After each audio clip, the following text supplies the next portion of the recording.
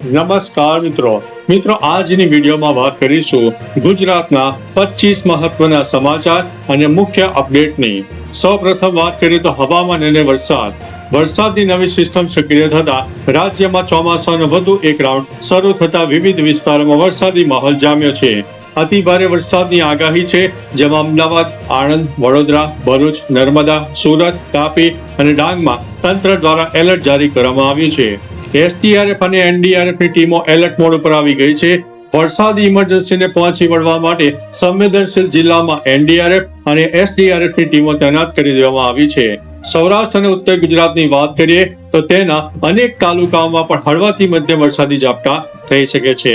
હવે વાત કરીએ તો અમદાવાદ અને મેટ્રો અપડેટની। શાળા વાહનો ઉપર તવાઈ જોવામાં આવી છે।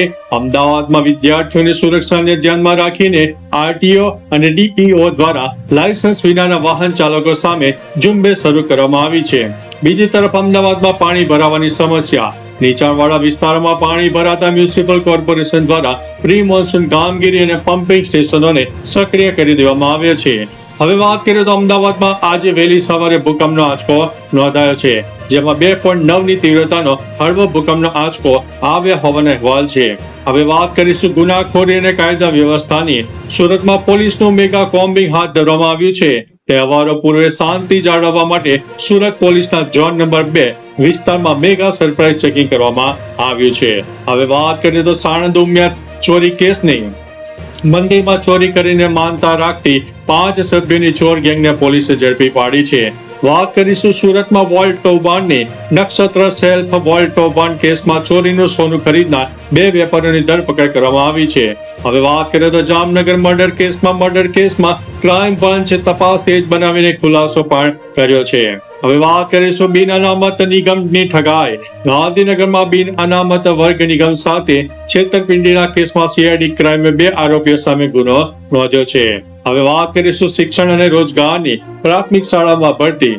ગ્રાન્ટેડ પ્રાથમિક શાળામાં 3738 જેટલી ખાલી જગ્યા ભરવા માટે રાજ્ય સરકારે મંજૂરી આપી છે। હવે વાત કરીશું શાળા નજીક જંક ફૂડ ઉપર બેન। શાળાની આસપાસ અનહેલ્ધી જંક ફૂડના વેચાણ ઉપર નિયંત્રણ માટે કડક કાયદો આપવામાં આવ્યો છે। હવે વાત કરીશું સ્થાનિક ચૂંટણી અને ખર્ચ કૌભાંડની। સ્થાનિક ચૂંટણીમાં વિજેતા બનેલા 168 ઉમેદવારોએ ખર્ચનો હિસાબ ન આપતા ચૂંટણી પંચ અત્યારે ફરિયાદ નોંધવામાં આવી છે। હવે વાત કરીએ તો ખેડૂતો માટે સિંચાઈ માટે પાણી। જળાશયોમાં નવા નીર આવતા ઉત્તર અને મધ્ય ગુજરાતના કેનાલ નેટવર્કમાં પાણી છોડવાનો નિર્ણય લેવામાં આવ્યો છે। હવે વાત કરીશું ખેડામાં ઇન્ફ્રાસ્ટ્રક્ચર નુકસાનની। ભારે વરસાદને કારણે રોડ, રસ્તાઓ અને રેલવે પ્રોટેક્શન વોલને ઘણું બધું નુકસાન થયું છે। જૂનાગઢમાં બીજી તરફ મિત્રો દીપડાનો આતંક જોવા મળ્યો છે। બાળિયાહાટીના વિસ્તારમાં યુવક ઉપર દીપડાએ હુમલો કરતા વન વિભાગ દ્વારા પાંજરું મૂકવામાં આવ્યું છે।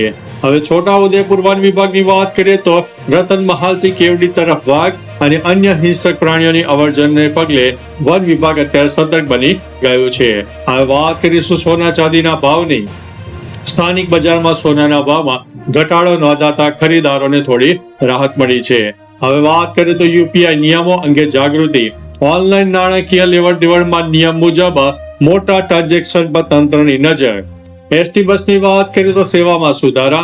વરસાદી સિઝન દરમિયાન ગ્રામીણ રોડ પર એસટી બસ વ્યવહાર ખોરવાય નહીં તે માટે વધારાની બસો ફાળવવામાં આવી છે।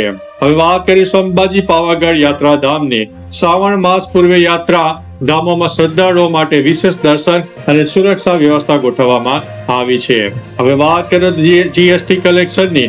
રાજ્યમાં ચાલુ નાણાકીય વર્ષના પ્રથમ ત્રિમાસિક ગાળામાં ટેક્સ કલેક્શનમાં સકારાત્મક વૃદ્ધિ જોવા મળી છે। અને અંતે છેલ્લા સમાચારની વાત કરીશું જન આરોગ્ય ઝુંબેશની। ચોમાસામાં મચ્છરજન્ય અને પાણીજન્ય રોગચાળો અટકાવવા રાજ્યભરમાં આરોગ્ય વિભાગ દ્વારા દવાઓ છંટકાવની કામગીરી શરૂ કરવામાં આવી છે। તો ચાલો મિત્રો, ફરીથી ગુજરાતના આવા 25 મહત્વના સમાચારો તમારી સમક્ષ લાવતા રહીશું। ત્યાં સુધી અમને રજા આપશો। નમસ્તે।